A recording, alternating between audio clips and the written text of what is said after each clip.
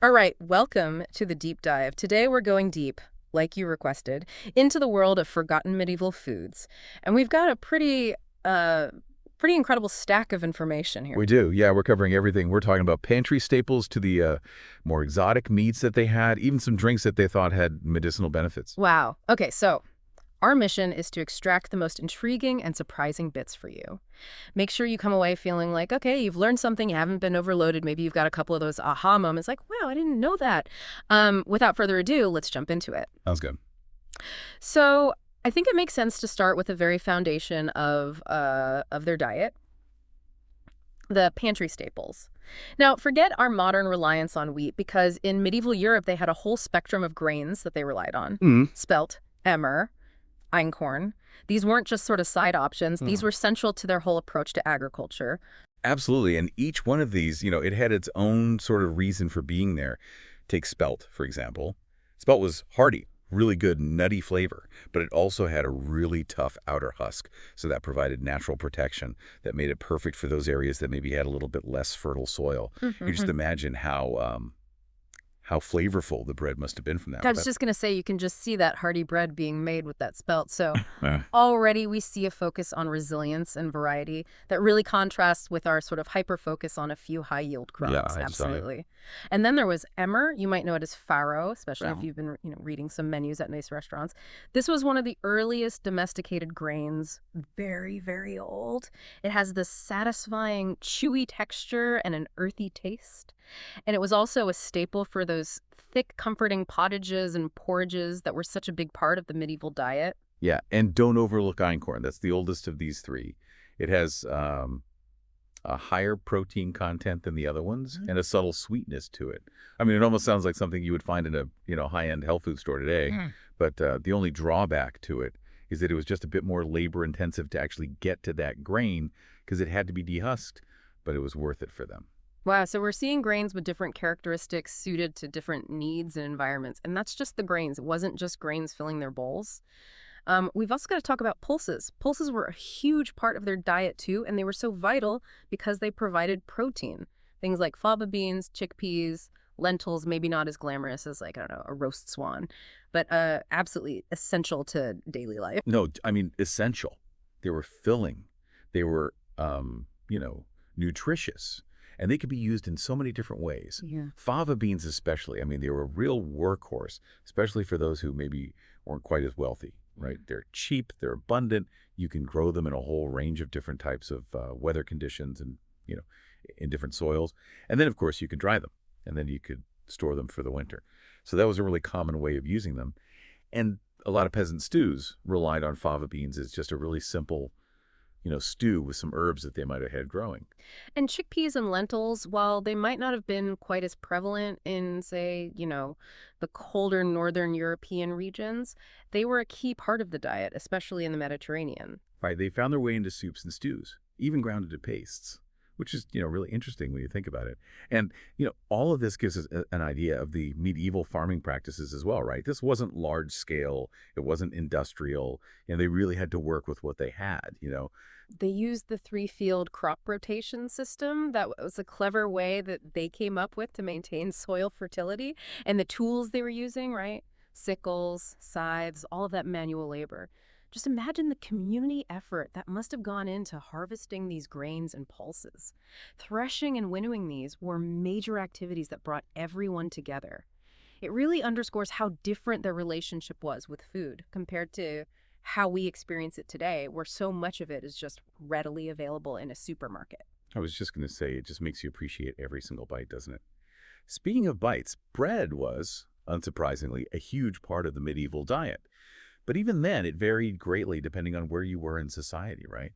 The type of bread you ate was actually a symbol of your wealth. It's almost like a visual representation of the social hierarchy, right there in their bread. You've got the wealthy enjoying those fine white loaves made with flour that's been meticulously sifted to remove all of the bran and the germ. It was like a real status symbol to be able to afford and eat that kind of bread.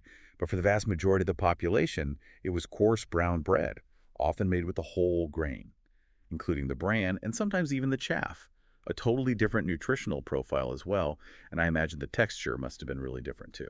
And then he had the ultimate one-pot meal, the pottage. I mean, it sounds so simple, and you can just see it simmering all day, right? You've got your grains, your pulses, whatever vegetables they could get their hands on, maybe a little bit of meat if you were lucky, the original slow food, really. And it transcended social class. It was simple to make, nutritious, and like you said, could just simmer away over the fire all day. Yeah. And everyone, regardless of their social standing, would have enjoyed a good pottage.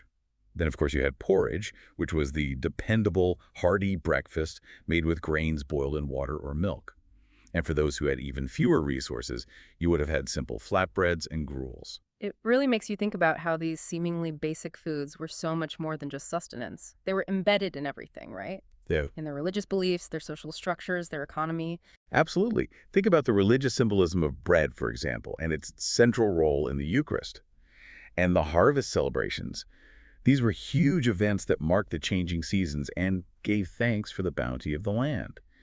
Economically, grain was more than just food. It was a form of currency, a direct measure of wealth, especially in those feudal societies where land and its produce were the primary source of power.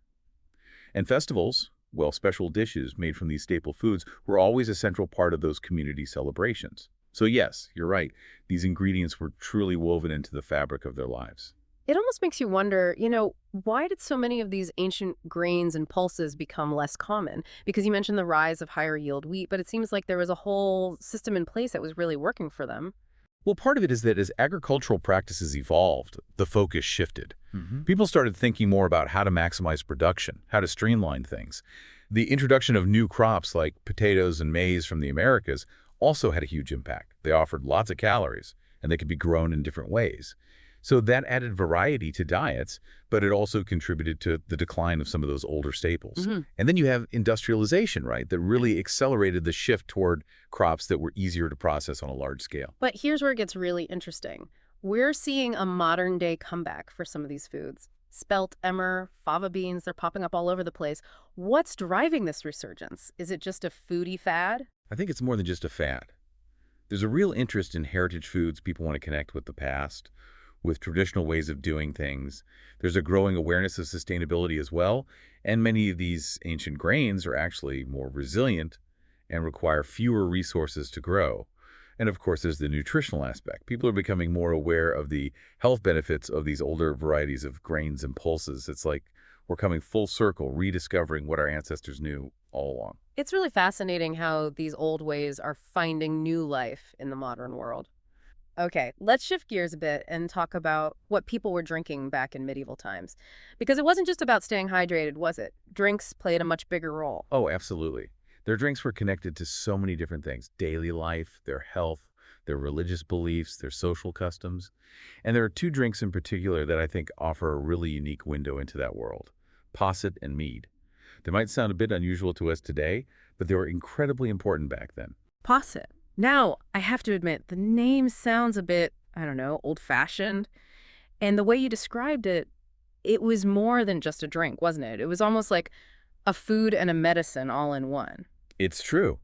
It was a drink with a dual purpose.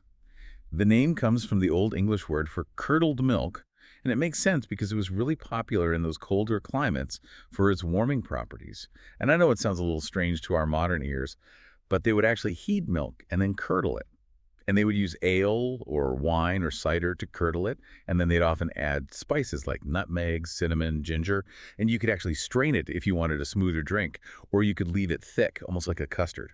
Wow. So you could drink it, you could eat it, and you said it had medicinal purposes too. I mean, warm milk and alcohol. That does sound a bit like something your grandmother might have given you for a cold. That's exactly what it was. It was a very common remedy for colds, fevers, sore throats. It was thought that the warmth and the alcohol were soothing, and it was even given to people to help them sleep. Yeah. So very practical, versatile drink. So why did it disappear? Why don't we drink posset anymore? I think, well, a big part of it is the advancement of modern medicine. We've got more targeted ways to treat those ailments now. And also, just the sheer number of beverages that we have access to today is just astounding. It's hard to imagine, living in a world where you just had a few basic options for drinks. But its legacy isn't entirely gone. Think about trifle, the classic English dessert. Many believe that it actually evolved from those early posset recipes. That's interesting. It's like these echoes of the past still linger in our modern food culture. All right, let's move on to something a bit more, well, shall we say, mythical. Mead. It's the drink of Vikings, the drink of legend, honey's golden contribution to medieval beverages. Mead really does capture the imagination, doesn't it? Its history is so old it goes back way beyond recorded time. I mean, in Norse mythology, mead was the drink of the gods. It was believed to inspire poetry and wisdom, and the recipe is deceptively simple. Mm. You ferment honey with water, but there were lots of variations. They'd add fruits, herbs, spices, and the fermentation process could take a really long time. It sounds like something that everyone enjoyed, not just a drink for the elite. You're absolutely right. It was consumed across all social classes. It played a big role in celebrations, weddings. Did you know that the term honeymoon actually comes from the tradition of giving newlyweds mead? It was supposed to ensure a sweet and fertile union. I did not know that. Yeah. So mead really was intertwined with every aspect of life. And were there different types of mead? Did it all taste the same? Oh no, there were lots of regional variations. You had hydromel, which was lighter and sweeter. Metheglin was infused with medicinal herbs, and melomel had fruit in it, like berries or apples. So there was a whole spectrum of flavors and styles. And yet, it seems like mead is a bit of a niche drink these days. Why did it fall out of favor? I mean, honey is still popular. You'd think mead would have held on to its popularity. It's similar to the story of posset, really. The rise of more readily available and cheaper alternatives like beer and wine played a big role. And mead production could be pretty labor-intensive and time-consuming, so it makes sense that it became less common over time. Today, it's mostly associated with historical reenactments or those fantastic craft breweries that are trying to revive those old traditions. Speaking of those old traditions, how did they actually make these drinks back then? I mean, no stainless steel brewing tanks, no temperature control, right? It must have been a whole different world. It was. Medieval alehouses were really the heart of the community, the places where people gathered, shared news, and enjoyed a drink. And while posset could be made at home, mead production required a bit more specialized knowledge and equipment. And they were doing all of this without modern sanitation practices, relying on their knowledge of natural fermentation. It's really impressive when you think about it. And here's something that might surprise you. Brewing was often considered women's work, especially in rural areas. They were the original brewsters. I did not know that. So brewing wasn't just a job. It was an essential part of the household economy, and women were leading the way. That's really fascinating. And aside from the taste and the social aspect, these drinks were also often a safer alternative to water, weren't they? Absolutely. Clean drinking water was not always easy to come by, so fermented drinks like ale and mead were often the safer option because the fermentation process killed off harmful bacteria. And there was a strong belief in the medicinal properties of these drinks as well. It wasn't just about the taste, it was about health and well-being too. And those spices and sweeteners that they use, they must have added a whole other dimension to the flavor. Oh, absolutely. Spices were highly valued, not just for the taste, but also for their perceived health benefits. And honey, well, it wasn't just a sweetener. It had symbolic significance, and it actually has antimicrobial properties, which would have helped to preserve the mead. So it was a really important ingredient on multiple levels. It's amazing how these drinks, so central to medieval life, have faded from our everyday experience.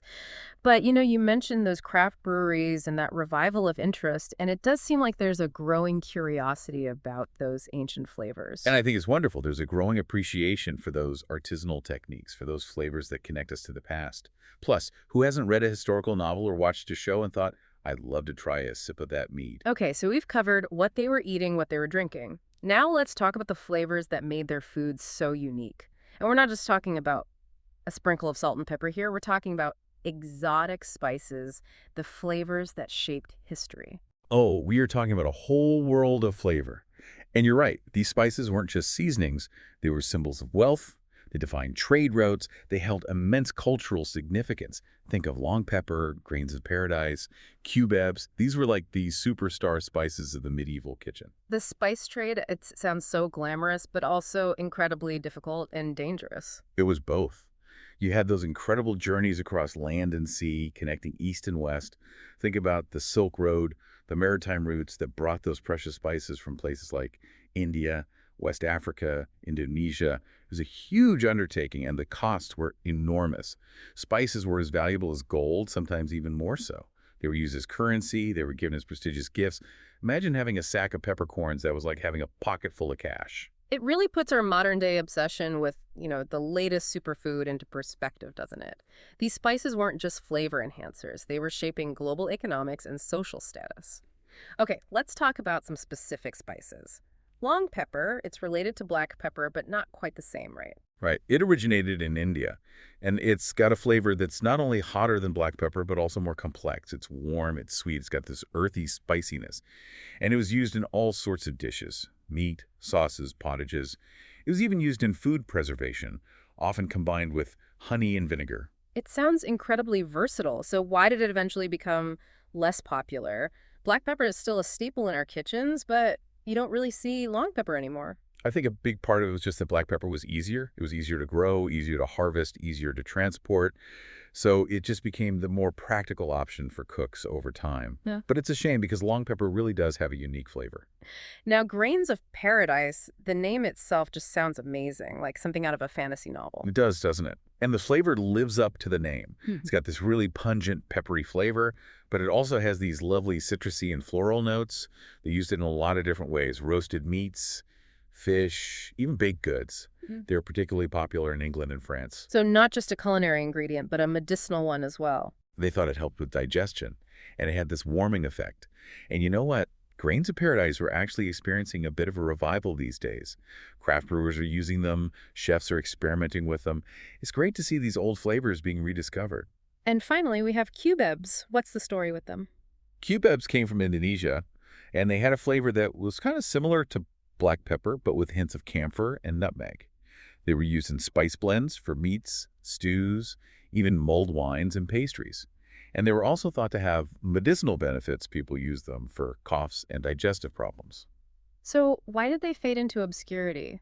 It seems like a lot of these spices had multiple uses, both culinary and medicinal. Why did we stop using them? I think it often came down to availability and maybe a change in taste.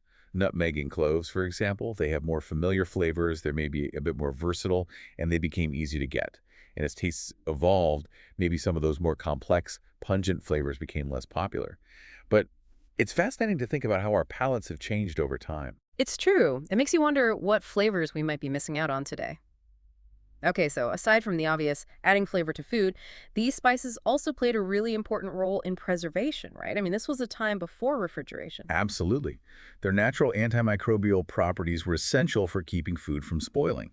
And those strong flavors, well, they could definitely help to mask any less than fresh qualities in food. Clever.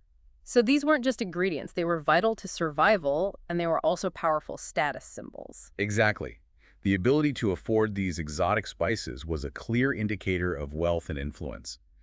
And the desire to control the spice trade was a major driving force behind global exploration and the establishment of those vast trade networks. So you can see how those tiny seeds and berries really did shape history. It's remarkable. Okay, so we've explored the world of everyday staples and the fascinating world of exotic spices. Now let's talk about something that speaks to the extravagance of the medieval era, those unusual meats and game that were reserved for the elite. We're talking about a time when food wasn't just about nourishment, it was about making a statement. For the nobility, dining was a performance, a way to showcase their wealth and power. And nothing said, "I'm wealthy and powerful," quite like serving up a swan or a peacock at a feast. A swan. I mean, it sounds so regal, so elegant. They were actually eating swans. Oh, yes. Swans were a symbol of royalty, of elegance. Ownership of swans was very strictly controlled. They even had special markings to denote who owned them. And the way they were prepared, it was all about showcasing their beauty. They'd roast them and serve them with these incredibly rich sauces full of spices, wine, herbs. And the presentation, wow, they'd brush the cooked swan with egg yolk and gold leaf to make it shimmer. It was called endoring. And sometimes they even tried to reattach the feathers after cooking. Wow, that's quite a sight to imagine. But did they even taste good? It seems like a lot of effort if the meat itself wasn't that great. Well, the taste wasn't always the primary concern. It was more about the spectacle, the symbolism. And yes, the meat could be tough, so those rich sauces were definitely necessary. And peacocks, they were another showstopper, weren't they? They're stunning birds, but I can't imagine them tasting very good. They weren't known for their deliciousness, that's for sure. But again, it was all about the visual impact. Peacocks were exotic, they were beautiful, and having them at your feast was a clear sign of wealth. They were often kept as pets too, which further emphasized the owner's status. And at a feast, a peacock would be the centerpiece, roasted, and then meticulously redressed in its feathers, all sewn back on. The taste, well, it was reportedly quite gamey, so you needed those strong marinades and sauces to make it palatable. It sounds like an incredible amount of effort for something that wasn't exactly a culinary delight. Exactly. It highlights how food was used as a form of communication, a way to visually display your social standing. It was about sending a message, not just satisfying your taste buds. So swans and peacocks, those were the real showstoppers. But were there other unusual meats that they ate? I mean, things that we might find strange today. Oh, definitely. Porpoise and dolphin were sometimes eaten, believe it or not. Yeah. And because they lived in the water, they were sometimes classified as fish for the purposes of Lent, so you could eat them during fasting periods. Beaver tails were another Lenten delicacy, fatty and also associated with water, so they kind of fit the loophole. And birds like cranes and bitterns, those were seen as delicacies and would show up at those lavish banquets. It's a real reminder of how different culinary habits were back then, how our ideas of what's edible and what's desirable have changed so much. So how were they preparing these, let's call them more challenging meats? Did they have special techniques? They did. They really mastered the art of preservation, salting, smoking, drying. These techniques weren't just about preventing spoilage. They were about transforming those tougher cuts of meat, making them more palatable. Of course, those exotic spices we talked about played a big role in adding flavor and masking any strong or unpleasant tastes. So it was a combination of necessity and ingenuity that led them to develop these techniques. But it makes sense that as tastes changed and maybe people started to prefer more tender meats, these more unusual options faded from popularity. Yes, and conservation efforts definitely played a role as well. We've become much more aware of the need to protect certain species, and those lavish hunting practices of the past are no longer acceptable, which is a good thing. Yeah. But there is a certain romanticism about those medieval feasts, isn't there? And some modern chefs are actually trying to revive those old traditions, often using more sustainable alternatives, of course. Okay, let's shift gears from the savory to the sweet, or at least what was considered sweet back in medieval times, because we're going to talk about a dessert that might just surprise you.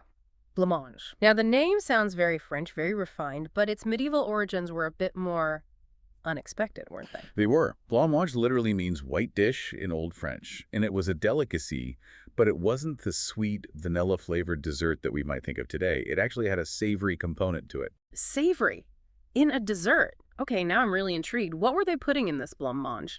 Well, originally it often included shredded chicken or fish, along with rice, which acted as a thickener, almond milk, and importantly sugar, which was a real luxury at the time. And they'd also use spices like cinnamon, ginger, cloves. So it was this interesting combination of sweet and savory, creamy and spicy. Wow. I'm trying to imagine what that must have tasted like. It's so different from our modern concept of dessert. Where did this unusual dish come from? It's believed to have been influenced by culinary traditions from the Middle East. There's a Persian dish called ferni, which is a type of rice and almond milk pudding. And it's thought that the Crusades and the increased trade that followed may have brought these types of dishes to Europe. And it starts popping up in those early European cookbooks. And the whiteness of the dish was significant too. It symbolized purity, which was a very important concept. So given that it had almonds and sugar, it must have been quite an expensive dish, something reserved for the elite. Absolutely. Those ingredients were costly, and the preparation was labor-intensive. You had to grind the almonds, cook, and shred the meat, and then combine everything just so. It was a real status symbol served at banquets and feasts. And it was a good option for Lent, too, because it was made with almond milk instead of dairy, so it fit within the dietary restrictions. So would they have considered it a dessert or more of a main course? That sweet-savory combination is a bit hard to categorize for our modern palates. That's a great question. You have to remember that the medieval palate didn't have those same strict distinctions between sweet and savory courses that we have today. Putting sugar in dishes that also contained meat was actually a way of showcasing wealth you could afford those expensive ingredients. But over time, blancmange did evolve. The meat gradually disappeared, and it became more of a purely sweet, custard-like dessert. How did it continue to change over time? I mean, it sounds like it's gone through quite a transformation from those early medieval origins. It has. By the Renaissance, it was definitely more of a dessert. They started using gelatin to give it a firmer texture so it could be molded. And in the Victorian era, it had a big revival as a molded pudding, often flavored with vanilla or fruit.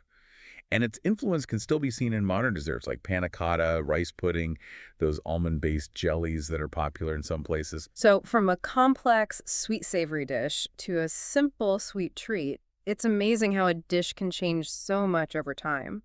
What do you think led to the decline of the original form of blancmange? Well, as tastes changed and that clear separation between sweet and savory courses emerged, that original version with the meat probably lost its appeal. And then you have the rise of mass-produced desserts. It was just easier and cheaper to buy those ready-made treats than to make something as elaborate as blancmange from scratch. But as we've seen with some of the other foods we've talked about, the old ways haven't completely disappeared. There are still some regional variations of blancmange that have those hints of savory flavors from the past. It's like those culinary echoes, those whispers of history that still linger in our kitchens. All right, let's move on to another aspect of the medieval diet that is often overlooked but was absolutely essential: wild greens and herbs. Absolutely. We're talking about a time before supermarkets, before widespread agriculture. Hmm. People relied heavily on what they could find growing in the wild. Those wild plants weren't just a supplement to their diet. They were a vital source of nourishment, especially for the poorer members of society. And they knew how to use them too. They had an incredible knowledge of the plants that grew around them. I'm thinking about those images of medieval peasants, and I can just picture them gathering herbs and greens from the fields and forests. It must have been a completely different way of interacting with the natural world. It was. It was about knowing your local environment, recognizing those plants that could provide sustenance and healing. And this wasn't just about survival. It was a deep connection to the land, a knowledge that was passed down through generations. So, which plants were particularly important? Well, there were many, but three that stand out are nettle, sorrel, and purslane. You might not think of them as typical food plants, but they were incredibly important in the medieval world. Nettle, the plant that stings. People actually ate that. Yes, nettle was a real powerhouse. It grows everywhere, even in poor soil, and it's packed with nutrients. Vitamins A and C, iron, potassium, calcium. So, for people whose diets were often lacking in those essential nutrients, nettle was a lifesaver. The key, of course, is to cook it. That neutralizes the stinging hairs. And once it's cooked, you can use it in all sorts of ways. Soups, stews, even tea. It sounds like the original superfood. What about sorrel? Sorrel has these beautiful tangy leaves, sort of lemony, a bit tart. It grows wild in meadows, and it was a great source of vitamin C, antioxidants, fiber. They used it to add a bit of zest to soups, sauces, salads. It was especially good with richer, heavier foods because it cut through the richness with that tangy flavor. And in some regions, they actually ground it into flour and used it to make bread. And purslane. I've actually seen that on some restaurant menus recently. I had no idea it had such a long history. Purslane is a survivor. It can grow even in those really dry, poor soils. And it's surprisingly nutritious. It's got omega-3 fatty acids, vitamin E, magnesium. They would eat it fresh in salads because it has this nice crisp texture, or they'd add it to soups and stews for a bit of tang. And they even pickled and fermented it, which is pretty clever. It shows how they really knew how to make the most of what nature provided. It sounds like foraging was an essential skill, especially for those who didn't have access to cultivated foods. Absolutely. Foraging was a way of life. It wasn't just about finding food. It was about knowing the rhythms of nature, understanding what was available at different times of year. It was knowledge that was passed down through families, a vital part of their cultural heritage. And, aside from the nutritional value, many of these plants also had medicinal uses. Right. You mentioned that nettle was thought to have healing properties. What about the other plants? Well, sorrel was believed to purify the blood, and purslane was valued for its anti-inflammatory properties. It's fascinating how they saw the natural world as a source of both food and medicine. They had this deep understanding of the plants that grew around them, and they knew how to use them to maintain their health and well-being. So why did we move away from this reliance on foraged foods? I mean, it seems like a sustainable, healthy way to eat. Part of it was the development of agriculture. Yeah. Cultivated vegetables became more readily available. They offered more predictable yields, and maybe their flavors were a bit more appealing to some people. And then you have the process of urbanization, people moving away from those rural areas where they had easy access to wild plants. But like we've seen with some of those ancient grains and spices, there's a renewed interest in foraging these days. People are starting to appreciate the taste of those wild foods, the connection to nature, the sustainability aspect. It's like we're rediscovering those forgotten flavors, those ancient connections to the land. Okay, let's talk about another fascinating aspect of the medieval diet: fish. And I'm not talking about cod or haddock here. We're talking about fish delicacies, those rare and prized species that grace the tables of the elite. Oh, yes. While fish was a staple food for everyone in medieval times, especially because of the fasting requirements of the church, certain fish were seen as particularly special. Lampreys and sturgeon, those were the real delicacies, highly sought after and incredibly expensive. Lamprey, that's the eel-like fish with the circular mouth full of teeth, right, Sarah? Yeah. Not the most appealing image. They're definitely unique looking creatures, but back then they were considered a real delicacy, fit for royalty. And they were especially important during Lent. They'd be cooked in all sorts of ways, poached, baked in rich sauces with wine, vinegar, spices. Lamprey pie was a particularly famous dish, and the flavor, apparently, it was very rich and dense, almost like a cross between fish and meat. It's hard to imagine eating lamprey today. Why did it disappear from our menus? Overfishing was a big factor, Mm-hmm. and habitat destruction. And, tastes change. Maybe people just decided they didn't like the flavor so much anymore. Plus, they're not the easiest fish to prepare, so maybe that played a role too. And sturgeon. Now, that's a name I recognize, mostly because of caviar. Exactly. Sturgeon were these magnificent creatures, big, ancient-looking fish with bony plates. And their roe, of course, was the highly prized caviar, a luxury reserved for the very wealthy. But the flesh of the sturgeon was also considered a delicacy. They'd boil it, roast it, smoke it, serve it with rich sauces. It was a symbol of wealth and status, just like those exotic birds we talked about.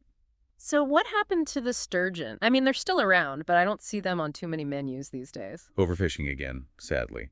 Both for their meat and for their caviar. They've been overexploited to the point where most sturgeon species are now endangered and subject to very strict fishing regulations. It's a reminder that even something as abundant